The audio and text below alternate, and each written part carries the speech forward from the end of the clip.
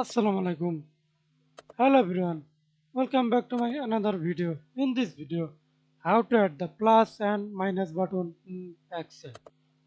First of all, select you any tab, then right click mouse, customize the ribbon and select popular command, select all commands and find the minus and plus.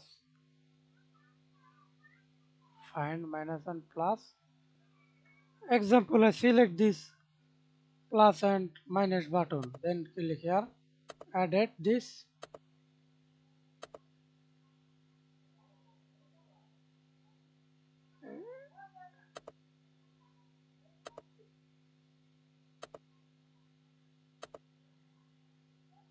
commands need to be added to customs group. To create a group, pick a tab in the list, then click new group. Okay, new group, mm,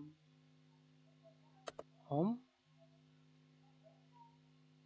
click new group, then added this minus and plus button, then okay. We can see this, show the home tab and show minus and plus button.